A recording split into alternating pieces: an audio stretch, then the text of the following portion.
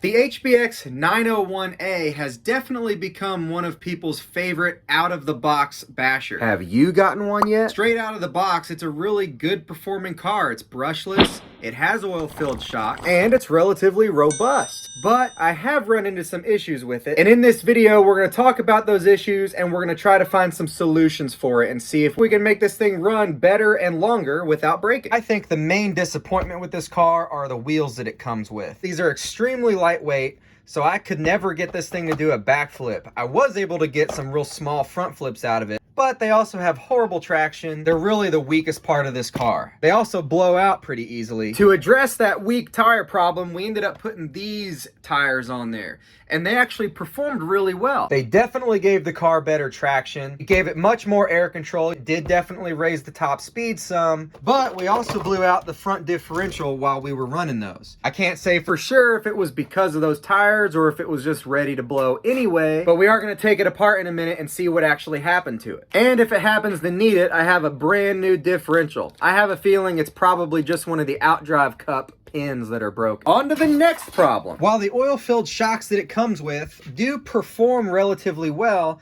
the bottom ends keep breaking off. And I had broken two others on the front before that. Before, what I was doing was taking the stock shocks from the PX toys I have, and I used the bottom ends off of these. They worked just fine, but as you can see, they still broke. So I'm going to install these really decent oil-filled shocks on the front and back. I've used these quite a bit already. We have it on our 2995. We have it on both of our PX toys up here. I really like the way they perform. Problem is, I do think that they're a little bit too long, so I'm going to show you how you can shorten these in case you want to use them on a somewhat smaller car. Of course, they make smaller oil-filled shocks, but I already know and like these, so I'm just going to go ahead and use them.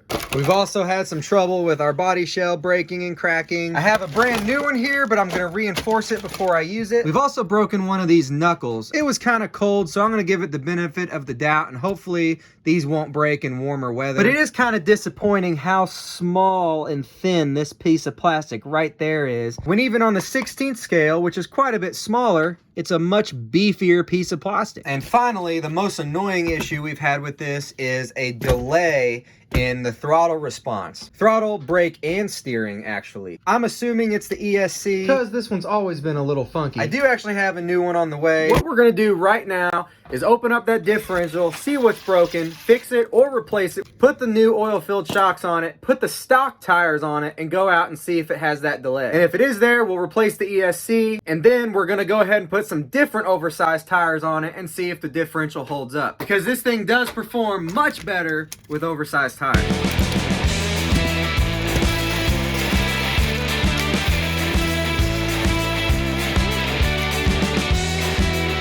Alright, here you can see that it is completely broken. A normal differential, if you turn this side, the other side will turn the opposite direction, as you can see the brand new one is doing. It's not a problem on this side of the differential. This should be turning those spider gears, and it is not. Wow, so look at that. The pin did not break. It was actually the outdrive cup itself. So this is where it broke, right here. That's surprising. That really shouldn't happen on such a light vehicle. Hopefully we can just boil that down to a bad metal casting. Now we'll just get this new differential in there. We'll take care of these shocks, and then we'll get it outside and see what we got.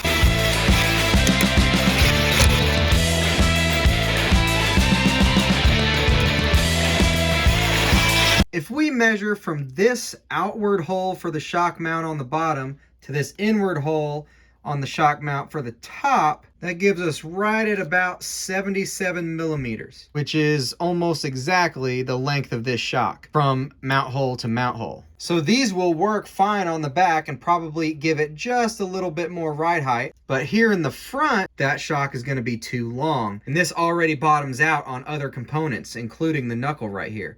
So we can't go any further than that. So I'm going to go ahead and put these rear ones on, and then I'll show you how I managed to mount the fronts on here to keep it from causing problems from this bottoming out too much. Now, a quick performance comparison on these old shocks and these new shocks. This one still, even though it's supposedly oil filled, I have not looked, but it definitely dampens better than your typical friction shock, so there's probably some in there. Still extra springy. These new ones dampen very well. However, the plastic ends on these are a big weak point. These do break pretty easily, so again, I take the stock PX Toys ones and put them on here. Luckily, I have a few of these, but just know that is one of the weak points of these shocks. So we want to shorten this by about 7 millimeters. You need a nice clean container to put your old fluid in, because we're just going to reuse it. It's good fluid. I have no idea what weight they use. This stuff's really thick. That's pretty much a gel more than it is a fluid. Pop this spring cup off. Get the spring out of the way. But you need to squeeze that and screw this shock end off. So you need to be real careful with these threads potentially damaging the oil seal that's going to be right there. Just push the piston right out and remove it completely. Then you're going to take a piece of fuel line or something similar and cut off the amount that you need to shorten that by. So we want to shorten it by about 7 millimeters. So just measure that out, clip it, and then go ahead and cut another piece for the other shock. Our fronts need to be different lengths than the rear, so you may need to cut all 4. Slide it on to the shock shaft like so. Very carefully push it back through the end. Get your rod end back on. Spring. There it is compared to one of the originals. You can see it's shorter. All done. Let's see how horrible these tires still are. Yeah, these tires are not even worth a montage. A good one coming up after we get the better tires on there though. And be sure to hit that like button and subscribe if you haven't already.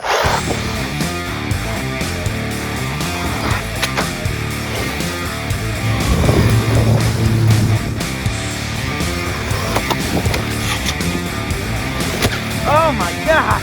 Ow!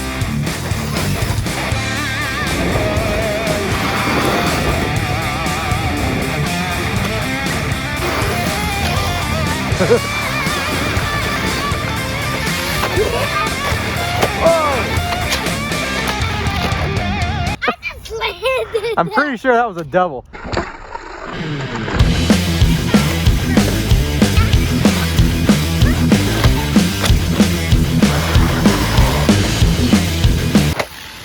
Oh no! It broke the axle. That's the first HBX that we've broken an axle on. The stub anyway. We have an extra one. New axle, wheel spacers, bigger tires.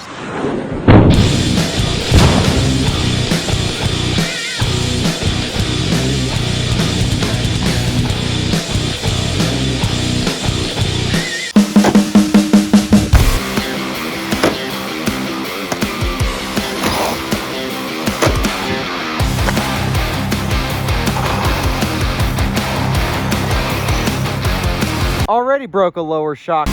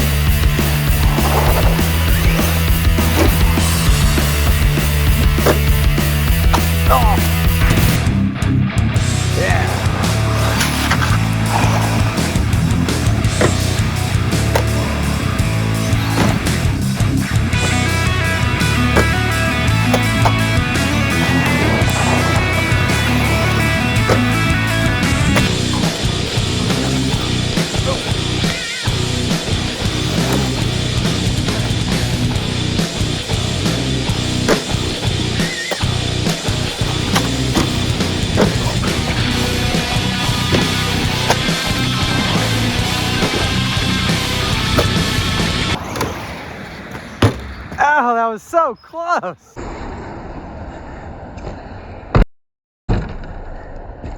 This little truck can take just about anything. See if we can get a backflip. No.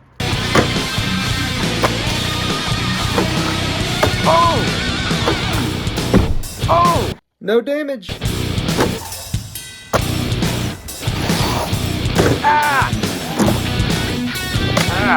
Why no backflip?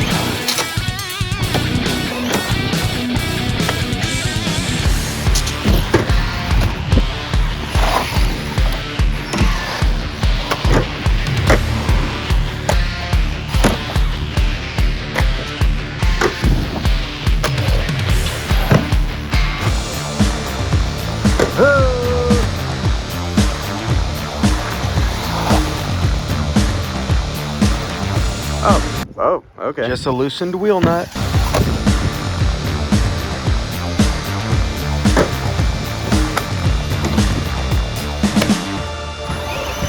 Oh, battery. Put one of these little dinkers in.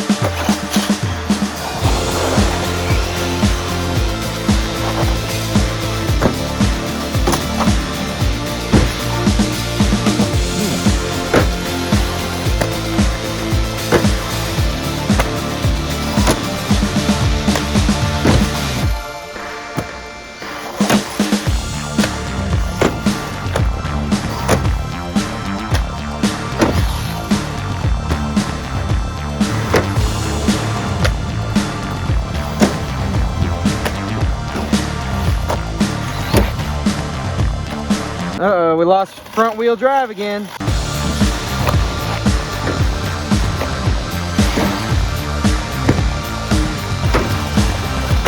All right, first thing I want to check is see if the motor is excessively hot.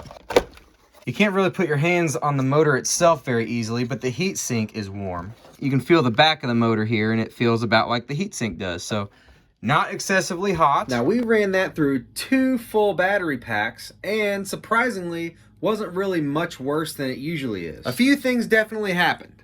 We did lose use of our front differential again. No front wheel drive at all. I'm sure it is most likely another broken outdrive cup, just like we showed earlier in this video from last time. And we have a severely damaged front shock. These lower shock mounts just really hang out far, right in harm's way, especially if you hit a little concrete bump, which is what happened when this one broke. And of course, I just kept on running it because we're out of parts for these, I believe. So it got even more damaged. I've mentioned before that these shocks really don't work very well in the front of this truck. However, I'm not a big fan of the front suspension in this truck anyway. It uses the exact same stock shocks in the front as this 16th scale car uses. A much smaller car, and it uses the same front shocks. It uses the same shocks in the rear as well, except on this 901A, they actually use an extension on the bottom of the shocks to make them longer. But for whatever reason, the way they designed it, it does not use that in the front. So the suspension travel for the size of this truck in the front only is really poor. And that's why you'll see a lot of times when it nosedived, it bounced up really badly. And then the car ends up just bouncing off the pavement. And trust me, I know concrete landings are bad. This front will definitely work better with some shorter shocks, so I will be trying that out later. Even with the added stress of the heavier wheels and the 15mm wheel extensions, we did not break any knuckles. I was a little worried about that because of the very thin plastic they use, but nothing like that happened. Now, performance-wise, it is much better with these larger tires. It did not flip over quite as easily as it usually does, because that is kind of one of my bigger complaints on this car also, is it just really likes to flip onto its back. And these tires do grip better, so that still happened, but definitely not as often. A little more air control, but still couldn't do a backflip, which is surprising. And now to check for some more damage underneath the body. Nothing. I see no other damage in here. All we've got Is that broken front differential, the broken shock. Even this wing is still holding on like a champ. We did, of course, end up breaking one of these wheel cups. the shoe good body held up really nicely too.